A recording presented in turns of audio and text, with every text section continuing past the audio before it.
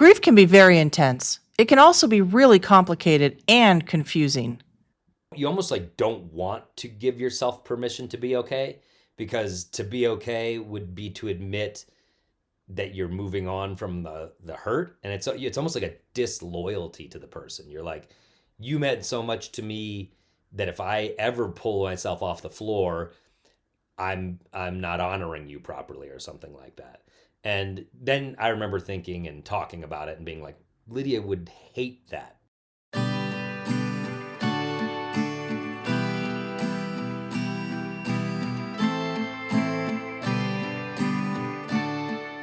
Welcome to In This Family, presented by Nexus Family Healing. I'm Dr. Michelle K. Murray, President and CEO. Please be aware that in this episode, we discuss suicide and its effect on loved ones. There's nothing detailed or graphic, but it can bring up painful feelings nonetheless. When suicide happens in a family, it may be the end of one person's story, but it's also the beginning of a new story for those who are left behind. That story is one of grief and pain, but it can be a lot more. Feelings like guilt, shame, rolling back previous events, and looking for clues. Therapy might be part of that story, or self-destructive behavior. And hopefully, at some point, there's acceptance and some form of loving connection with the person who has passed. We are going to hear from Adam Cayton-Holland. Adam has quite a career. He is a writer, comedian, and actor. He is headlined in comedy clubs around the country, co-created and starred in the sitcom Those Who Can't, which ran for 3 seasons.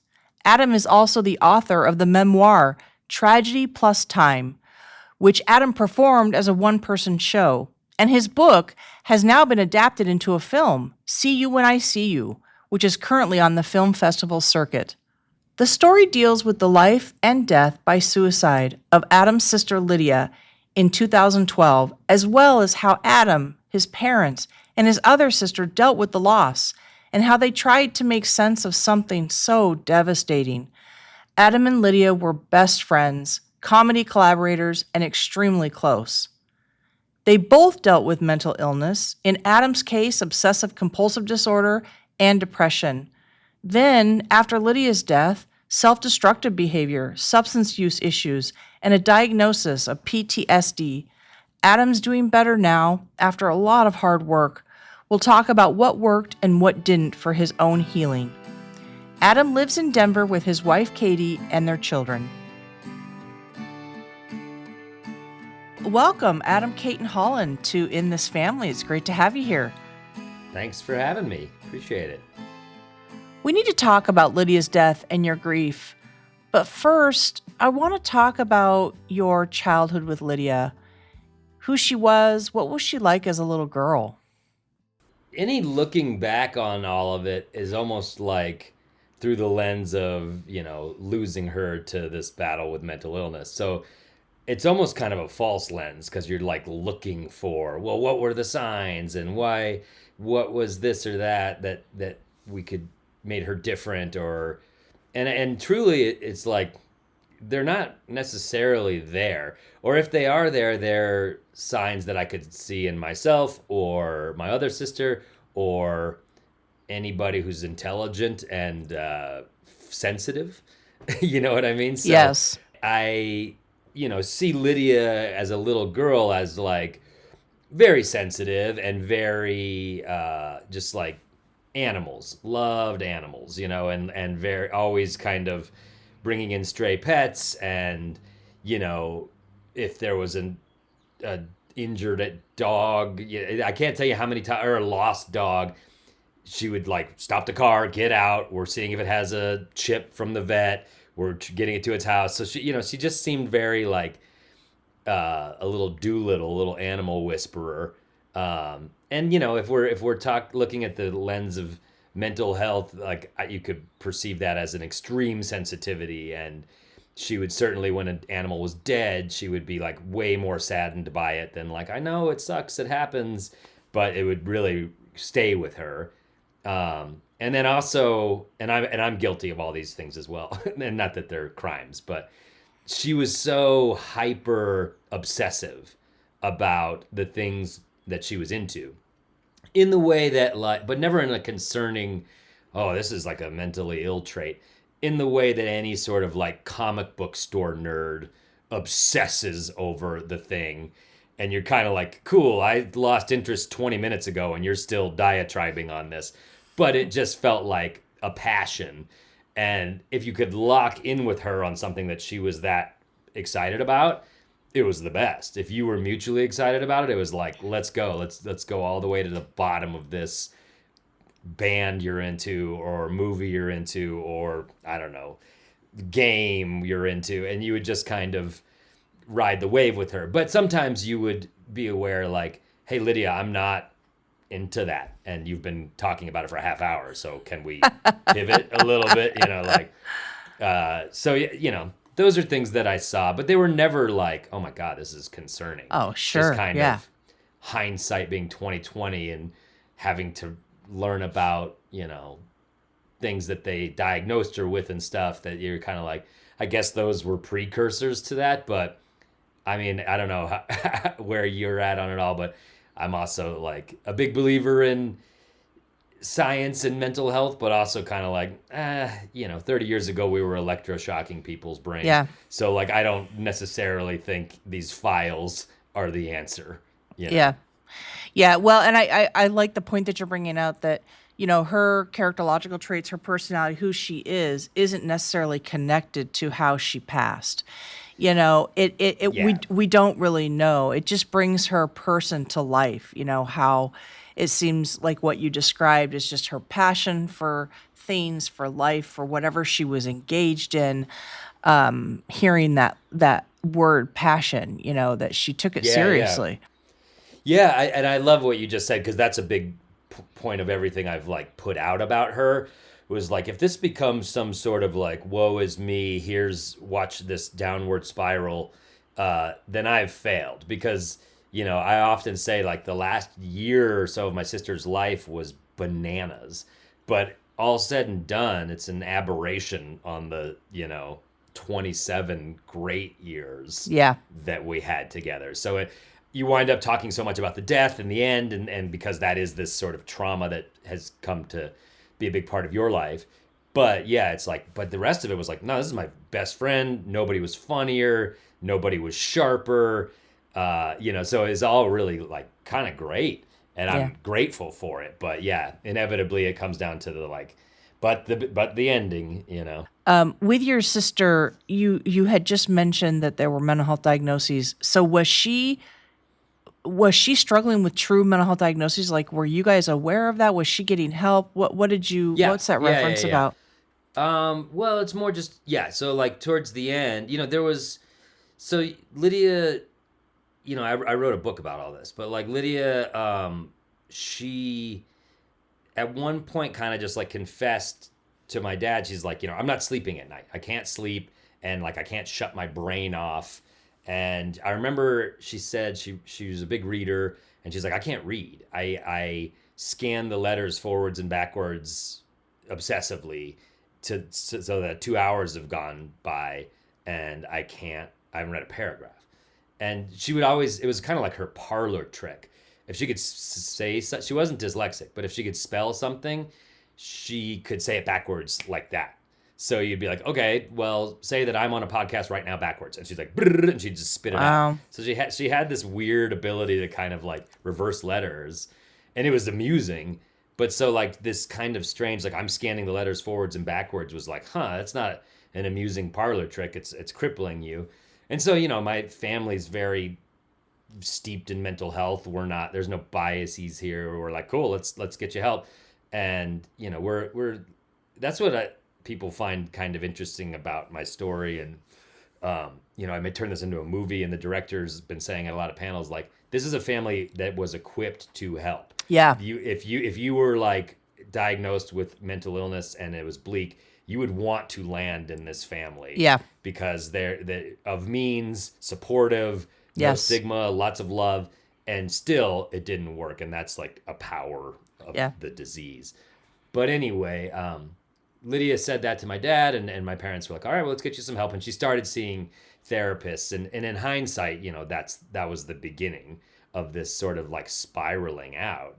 And there was lots of different meds. There was, a psych ward stay. There was overdoses on pills. So the last like year and a half just was like running down a hill, out of control, kind of. And Yeah. it really was fast. So yeah, there was all sorts of like, we're aware of what's happening. We know what's going on. We're trying new things. We think we're getting help. Yeah. Yeah, I actually do appreciate why people would be so fascinated with the power of your guys' social network, because you're right. It's if there was going to be a struggle or a trauma or depression or mental health from reading your book, what I gathered too was just, yes, this is a very strong family, strong Yeah. network. You have the means to get help. You have the means to think about things, to wrestle with different things, to come together as a family. And you're right. The power of mental health, whatever it is, whether it's depression or something else, outweighs all of those things. I couldn't agree more. And like, it almost feels like a reductive takeaway, but it's like, I feel, still in 2026 on a podcast talking about mental health, we still are in a society where people are like, so what happened though? And you're Mm, like, what do you mean? Like, what like went wrong? Or like, what did this? And it's like, absolutely nothing. What happened is like, she got struck with a disease mhm. that tweaked her brain the exact wrong way. And we lost the battle. And so, but still, they're like, but yeah, but what happened? And you're like, that's what happened. And so we think we understand it societally, or at least in our rarefied, sensitive mental health circles, not at large. But even still, people are kind of like, yeah, but suicide, so something went wrong. You're like, yeah, it did, in the way that cancer goes wrong. Yeah. But still, people can't seem to wrap their head around that enough, in my opinion. As you processed Lydia's situation, did it ever bring you back to your own feelings of wanting to hurt yourself? In that hotel room, it did. Just that, but it was just that once. It was just that once of, almost like, oh, is this still an option? And I did immediately realize this is not an option. Yeah, I would really agree with that.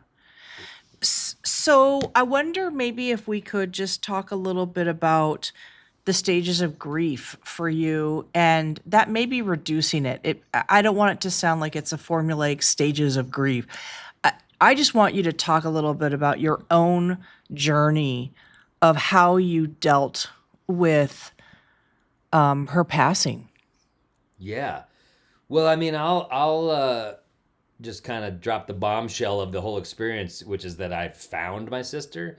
So it was a double whammy of my sister dying, but also this straight up traumatic experience of like finding her body, That's right. which really messed me up. And, of course, how could it not? Right. But yeah, I mean, I remember when it happened, I was like hyperventilating. My older sister was like, you got to go to the hospital. And I was like, I'm not going to the hospital. But it was like that physical immediately. And it messed me up. But, I started like I said, I'm from this family that's like, well, a bomb went off on us. So let's try to just go get some therapy. And everybody sort of like try to get out of bed. And we all did in our various ways. But for me, it was a big process of trying and failing with therapy. And, and all of the things, like I do stand up comedy. And I was like, I don't want to do comedy. I don't feel funny at all. But I would kind of sometimes get on stage and go through the motions. And like, I'm glad it wasn't in an era where people recorded comedy as much, because I can't even imagine what I was like up there. And I was in a hotel room one night after just a terrible night, and I was like, I just heard a voice in my head be like, "You should kill yourself. You should absolutely kill yourself. Like, Yeah. do it." And the only thing that stopped me from doing it was like having just seen what the effect of it was with Lydia on my family. Yeah. And I was like, if you do that, you're gonna kill your mom and dad too. So I just couldn't. So that was how trapped and desperate I was feeling.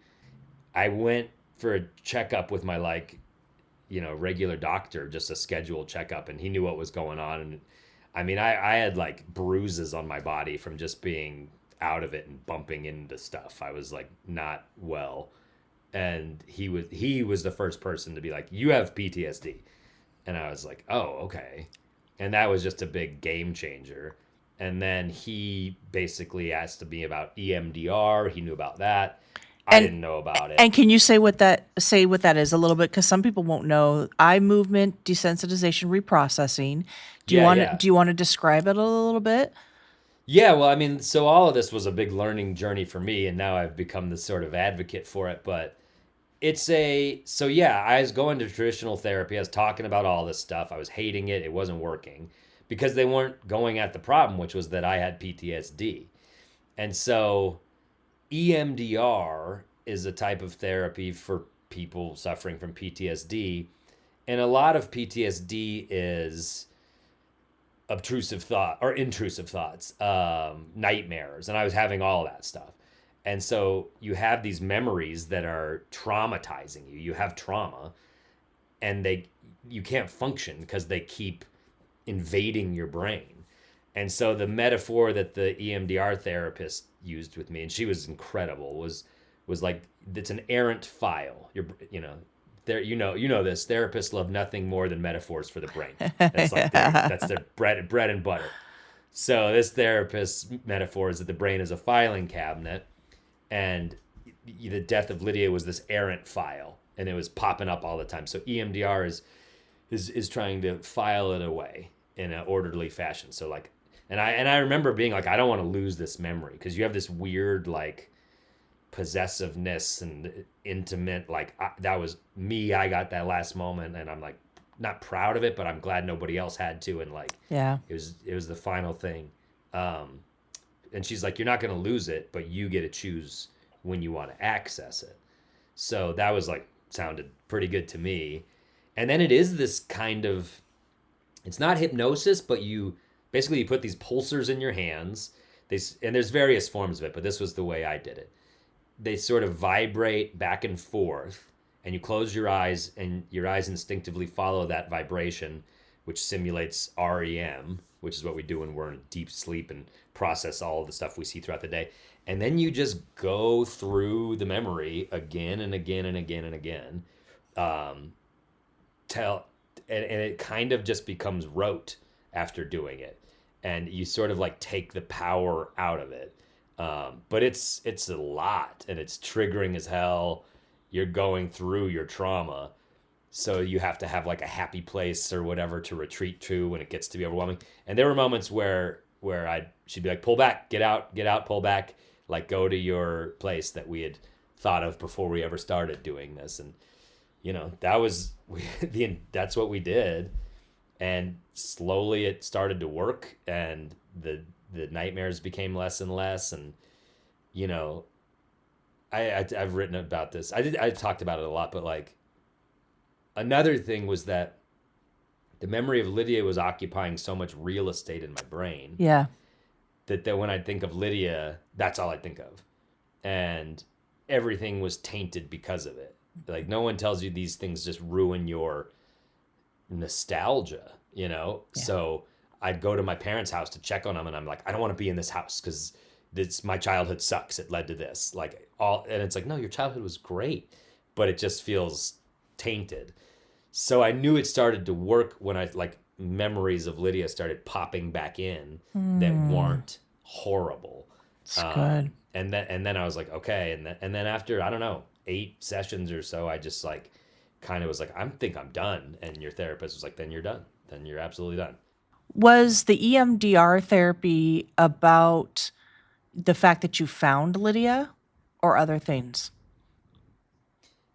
It was about finding Lydia. And that's a really good question, because I had mentioned I was going to therapy before that, and I was not having any success. And I remember a lot of the therapists were being very sympathetic and like, oh my God, tell me this sad story. What I liked about the EMDR therapists is they didn't want to know about Lydia per se, or what led it. It was almost very clinical, like, hey, you're suffering from this. Let's get to that. Let's go. Yeah, it sounds like that was a really pivotal moment then in your own grief and healing journey. Would you say that that's true? Getting the EMDR and understanding the PTSD? Oh, it was everything. Yeah. And I even told my doctor years later, I was like, oh, by the way, like thanks for saving my life with all that. And he was like, he's just a very clinical guy. He's like, oh, I didn't know. I'm so happy to hear it was effective for you. Anyway, here's the results of your blood, blah, blah, blah. I was just like, cool. I think of the people that are left behind when somebody has died by suicide. And Yeah. how has that changed you? Like, why is that no longer an option? Tell me more about what has shifted to say, I have felt this and seen this. Yeah, it's tricky because I don't want to make the person who did the thing, Lydia, feel any guilt karmically. But inevitably, the only metaphor I can say is that a bomb goes off inside of a house and everyone is just torn up with shrapnel. Everyone. And so it's like, if someone has survived it, now you're going to drop another bomb on them? Well, they're not going to, maybe they'll survive it, but they might be in a wheelchair in this weird analogy. Like, so it is kind of like, unfortunately, and I know Lydia felt that way and it's mistaken, but the person who cannot see past the mental illness that's killing them thinks it will be a relief to the others that they're plaguing with their depression. And it's not. And yes, you have plagued the others with your depression. And yes, the others are exhausted trying to help you and have tried everything. But the others don't want you gone. They'll still do this for as long as you need. So it's a wrong calculation born of mental illness by the person thinking, it would be a relief to these people if I would stop hammering them with my BS. And it's just not a relief. If anything, it's worse now. So yeah, I just having saw that was my experience. I don't know if it's everyone's experience. It was mine. And I think of a lot, even though my family and I all grieve differently, it's also a family. You're all pretty alike in a lot of ways. So if I was feeling that way, like, man, I'm hanging on by a thread, then I had to assume everybody else was feeling pretty similar. So I didn't want to be the one to cut the final thread. Maybe they had two, one's been cut, and I'm not going to cut the other one. Yeah. Regardless of how I feel. Yeah, I really want to highlight that piece where you just indicated that they think that everyone's better off without them, but they're not. And for those out there that are struggling with their own suicidal thoughts, feelings, plans, thinking that they're better, everybody else around them is better off, hear loud and clear, people aren't better off. What else would you say to those that are struggling with depression and suicide, that think about taking their life? What would you tell them as somebody who has been left behind? Yeah, it's like to help them. As somebody who said everything to someone and still lost them, I don't have that magic answer for you. But having been somebody who, dealt with this, part of me, and also who dealt with similar feelings in college, my experience is I got out of it. At the time, it seemed inescapable, but I got out of it. And it's like, I wish you had a fast forward button and you could just hit it and you might be out of it. So, bet on that. Keep trying on that. And same with Lydia. I wish I could be like, I've read stuff. I think there is a propensity of women in their late 20s where it really starts to sort of get you. And I'm like, man, if she, and even now I was about to say, if we could have gotten her through, which is like, you got to forgive yourself. Yes. But if the disease could have allowed her to survive to 32, I wonder, would she have cleared it? Was this a period? But so to anyone who's suffering that, I maybe if you can find the fortitude to think this too shall pass, it might be hard to envision 5 years from now, but try to envision 5 years from now. Yeah. Was there something that helped you in particular with any potential guilt that you had? Because I think it's really healthy that you're saying you got to let that go. That guilt's got to. Yeah. It's something we feel that's really not true. It's not the reality. It's not somebody else's fault. But was there something that helped you appreciate that? Yeah, it was this realization, like when Lydia, like I told you, Lydia was so sensitive and really could not stand when she had been the source of making the family unhappy. Like if she was in trouble, she was like so racked with guilt. Like, I don't want you guys to be off kilter because of something I did. Or if like I was mad at my mom and my mom was mad at me, she just like couldn't take it in a way too big of a way. Her happiness almost was predicated on like, this family unit is good, right? And if it's not, I will not be good. So get good, and I will hammer both of you until it's right. So she hated nothing more than making us suffer. Truly, it would to the point that you're like, this is concerning. Relax. I'm not mad at you. Like, get over it. I've used the word empath for her. She just like felt everything so much. So knowing that Lydia hated nothing more than the family being off, yet she still did this, knowing that it would make the family off forever. Told me this was a bigger thing controlling Lydia, that she saw no other out, unfortunately. Because the Lydia I know would do anything but hurt the family. Right. But instead, the only option she saw available to her was to like hurt the family with grief. So to me, that was like, okay, that's not your sister. She wouldn't do that. So what am I going to live my life mad or guilty that I couldn't get her out of that? Like, her wish for me and the family is to be good. So sadly, this had to happen. She would have wished anything else. Yeah. In her like true heart. So at that, when I kind of realized that, I was like, you got to let a lot of stuff go, man. You got to not be mad at Lydia. You got to not be guilty about what you did or didn't do. You got to not think your genes are cursed. You got to not think your childhood somehow brought this up. Like, this is bigger than you or her. So are there other pivotal moments for you in your grieving and mourning Lydia's death beyond the EMDR and therapy? Were there other things that were happening for you? And even up till now, like, because grief is not something that ever necessarily stops. That's for sure. It just changes over time. Yeah.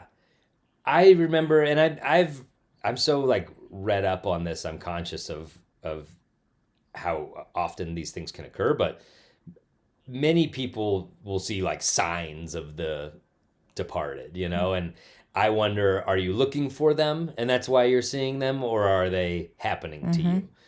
But regardless, I kept having very bizarre interactions with hawks, and not just like, hey, I see a hawk, how beautiful, but like, no, a hawk landed 5 feet from me and like spread its wings and sat there staring at me, and you're like, what is happening?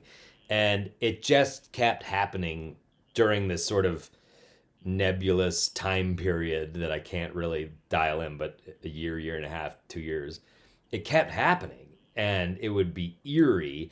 And one time I was like, Lydia, and it, looked at me and flew away, and I'm just like, okay, am I going crazy? And I shared it with my mom. She was like, a hawk landed on my car yesterday. Wow. When I parked and wouldn't get off. And I was like, just staring at it. And she's like, I felt Lydia. And we were like, crazy. Like, so when we, I shared that with her just out of the blue. And she was like, I haven't told a person about this, but like, so that just hit us really hard. And again, maybe it was a weird hawk migration season and they were landing everywhere looking for food. I don't know. But like, it was eerie. And so those moments are very like, okay, something's going on here. And you do feel a little, both my mom and I felt a little bit as like, let me go, Yeah. And regardless, it doesn't matter really where it comes from or what people think of it. I always think of people's personal experiences have meaning to them. And it doesn't Exactly. really matter, if it makes sense for others or whatnot. And so I'm kind of curious with those experiences, how is Lydia in your life now? Yeah, I it's weird because I have built this wall of EMDR. And very much I can be in control of it when I want to be in control of it.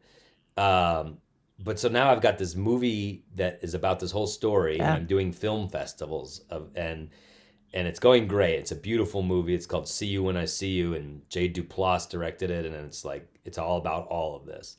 Can't wait for people to see Yeah. it. It's basically one big EMDR propaganda piece, but it's lovely. It's a good and it's funny like Lydia is funny. But there's these really intense Q&A because the movie is just knocks people on their ass, and then you're in this theater and you do Q&As, and people are like dying to share similar stuff, and it's a lot, and you have to be there for them but also not take on too much, so you're going to be floored. So I'm now it's with Lydia, I can control it, but that makes me sad Mm. that it's so wooden, Mm. and that I have to sort of be in control of my emotions. So when raw emotion pops in, it's surprising, and it floors me, but I'm grateful for it. Like I told my wife the other day, I was at the gym working out and I'm like stretching, and I just got hit with this like really sad moment of like finding Lydia, and it kind of like was a traumatic feeling, and I was like, oh God, there it is, and I haven't sort of felt it unplanned, Mhm. without like me choosing to tap into it in years. And I don't know why it hit me like suddenly, like a hole in the filing cabinet or something.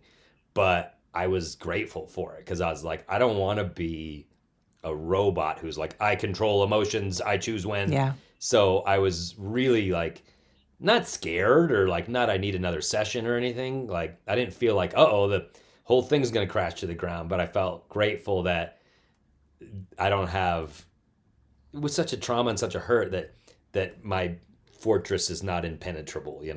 When you were kind of in the worst state of the PTSD, were there paths of self-destruction that you took at all or that you were Oh yeah. concerned about? And can you talk a little bit about that with whatever you're willing to share? Yeah, it's just very drugs and alcohol. A lot, I mean, mostly just heavy drinking. Um, I remember being like, if you're ever gonna try heroin, this is the time. Like, if you were like, you ever, you know, I'm a pseudo intellectual. I romanticize artists, and so did Lydia. And the edge of insanity, where insanity meets creativity, and like walking that razor's that I fetishize that, or did. You all the torture all my favorite musicians are tortured musicians. Van Gogh is like the cliche. We all are like so intrigued by these personalities. I grew up in the Kurt Cobain generation. Like these are our heroes. So yeah, I was like, buddy, you never need an excuse. Go for it. But I do remember, and I think it's just a testament to like my parents and how I was raised, and like maybe privilege or something, being like, you can't, buddy, you can't do that. So I knew like, don't put a needle in your arm. But I'd put anything up my nose, and I was drinking my face off, and just like not being there for Katie, and just being like whatever, like not just being a selfish person and feeling entitled to it. And I remember I was still like going. My friends and I sold a TV show 2 months after this. And so I was in LA, like working all that out, staying with friends, crashing on couches, and I would get wasted, and I would just go walk around LA for 5 hours Wow. from 2 a.m. to 7 a.m. Like I could have going to any neighborhood, just like drunk, just exploring, breaking into places, like urban Yeah, explore. that could be very Like dangerous. Yeah. it could have been very dangerous, and like, I'm lucky nothing terrible happened. I would just find my way back to where I was staying, pass out, and wake up at 2 and take a meeting about a TV show. It was like, so I was definitely zero regard for my health or safety at all. And I'm assuming you do relate that to her death. I mean, were you starting to do those things prior? No, definitely not. Okay. Definitely not. I was, a social drinker, and in college I did as much drugs as the next kid, but I was very driven. I always been very driven, and like comedy was starting to work and everything was coming together. It was so I was chasing that golden ring hard and didn't want anything to get in the way of it. So yeah, I was pretty together prior to that, and it was definitely like a relapse of like, no, I don't care. I don't care at all. And when you were in it, were you aware of what you were doing? I don't think so. Okay. I really don't. I haven't asked myself that question, but like I said, it's, this was all she died in 2012, so 14 years ago almost. And it's kind of hard. I'm like a dad now. It's like a whole different life. So it all feels vague. It's hard for me to tap into those feelings, sort of like it's just kind of like I'm hitting the biography points, but I don't remember how I was feeling with regard to like being reckless. Even the self-awareness of it. It sounds like I think so. Were there people in your family that were concerned about your behavior? Did they know the paths you were kind of going down, and did they ever talk to you about that? No, I mean, there was one breakdown with my mom where couldn't get a hold of her and just convinced myself she had killed herself. Oh, wow. There were no signs. Yeah. She wasn't like, but I just was like, that's what happens. Of course. And so I just like raced to the house and was like convinced I was going to find her. I was like looking all over for her, and then just kind of was like, collapsed on the floor and was like, I'm not good. And my mom found me like that. And it was a lot like, okay. And that was, I think she might have, sent me to my doctor, who was like, you've got PTSD. But, so there were clearly signs. Yeah. And I think my parents were well aware of like Adam found her and on top of all of this. And so I think they were, and, I had gotten in trouble in college, and I had my own mental health issues of like being howling at the moon and being kind of dangerous behavior in college, and sort of the similar recklessnesses was starting to show. Now that was when I was like 32, so I'm sure my parents were like, uh-oh, because they'd seen me flirting with the darkness in college and probably just thought, we all go through these periods. But now, having lost a kid and seeing another kid doing this, they probably, even from afar, I'm sure they were a little worried. I also see your sister Lydia with you through the choices you have been making to talk about her story and to help other people. And, I can appreciate you not wanting to capitalize on it for sure, but that's not really what you're doing. This is a way she's really present in your life, it seems to me. So I've thought a lot about it. Thank you for saying that. But, I've written a book about it. I got a movie coming out about it. And those are the ways I express myself, because I'm some artist in quotes. But like every time I do that, I do press for it. It comes out. My family's got to deal with it. Yeah. People will see my dad at the grocery store and be like, I read Adam's thing. And like, maybe he didn't want to deal with it right now, but now he's got to be in it. And that person has learned intimate stuff about our hurt. And now my dad's got to be like, cool, I was buying apples, but I guess I'll talk to you about this. Yeah. And I realize that's kind of unfair. Yeah. And I feel bad about it. I do feel a guilt about it. But I've thought like, well, what is it about me that does this? For whatever reason, I do comedy, I write, so they come out in these like public forums. But if I'm an accountant, would I be this way? And I think it is part of however I grieve that I feel like I want to talk about it. So if I wasn't making art, I think I would be in support groups. I think I would be having a mental health awareness fundraiser that I'm trying to help and be there for. I just like, however my psychology needs to talk about it. And I think that's because and I'm not accusing anybody else of any of it, I don't want to just shut that door of my sister. Right. I don't want to be like, we don't talk about that. That yes, I had a sister, she died, and that's all. That, I don't want to talk about it. Like to me, that's not how I want to live with it.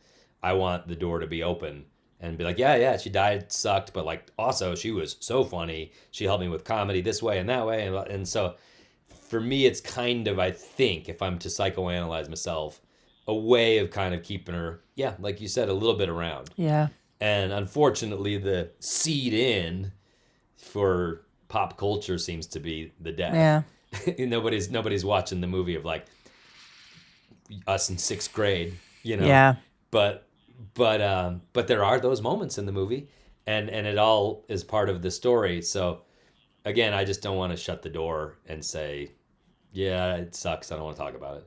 I'm wondering how this has changed, do you think, your parenting and what you pay attention to in your own kids, in your, I don't know if you have nieces and nephews, both. I do, yeah, yeah. How has it changed the way that you are watching out for the kids in the family, but also just your parenting? Yeah, it's two pronged. Like I bet you've encountered this, but there's the fear of like I hope I don't spread whatever mental illness is in my body to my kids.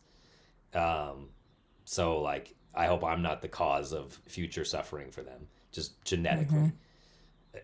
So you worry about that, but that's almost more academic. That's like before they're born. Then they're born and it's like, well, now I just love this thing and I'm also freaked out about like keeping this thing from falling down the stairs. So it becomes more practical in that moment. But so I guess my concern is like I hope I didn't pass on something bad.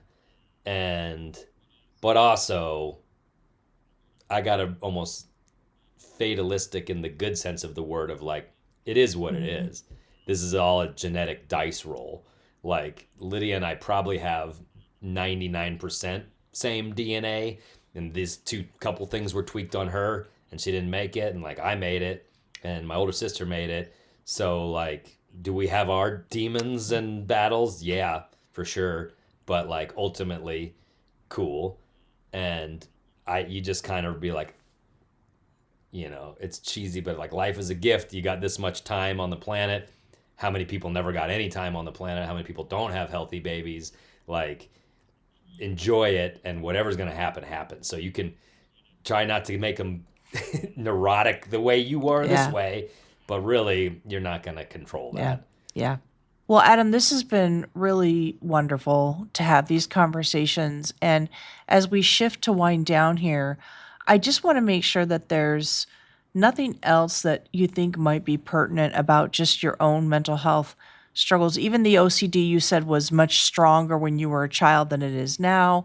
Like where is Adam right now in your life with your own mental health? Yeah, you know, I've got I think I'm good. I have a therapist. I don't go regularly at all, but she's incredible, and I'll just text her when I'm like not even bottoming out, but like even if it's like it's a work thing that's bothering me and I feel like I could use a session, and we'll, you know, telehealth talk like we are now, and I feel great about it. And oftentimes she's, you know, so busy, she'll try to get me in as best she can, but a week will go by, 2 weeks, and I've already sort of done the work in my head of what I was seeking. But for me, it's kind of like get it where you need it and find it where you can find it. I'm a big, like, I've gotten really into bird watching. I bet the hawks had something to do with that. But I'm like, I'm a nature therapy guy. I live in Colorado. Like anytime I'm feeling a little overwhelmed, it's like, yeah, dude, throw your phone into the ocean and go on a hike. So and that does wonders for me. So just finding little ways to like recognize you're feeling a little stirred up and dismount from that is where I'm at, which I feel like is a pretty healthy way to be a human being in 2026 with the world making you crazy all the time. Find ways you can like tap out a little bit and find some inner calm. But nothing more than that. Nothing, and I feel like that's the struggle. Like, it's all kind of been said before, but at the end of the day, life is pretty finite. You never know when you're gonna go. Lydia went way sooner than I thought she was gonna go. So, try to enjoy it. Everybody who's ever died would trade places with you right now. So it's your turn on the planet. Try to have as much fun as you can. Well, thank you. It's been really nice to hear your wisdom from what you've gone through, and I appreciate you sharing the words with others so that they can get something from this for themselves. Well, thanks for having me on. It's been lovely to talk to you. And yeah, I'm just out here telling my story, and I hope people can get something from it. Well, Adam, where can people find you? Yeah, Cayton-Holland.com. I got a Substack going. I'm on all the social media stuff, but yeah, if you go to my website, you'll find my dates where I'm touring and movie stuff. In This Family is presented by Nexus Family Healing, a national nonprofit mental health organization. You can learn more about Nexus and how to support our mission at nexusfamilyhealing.org.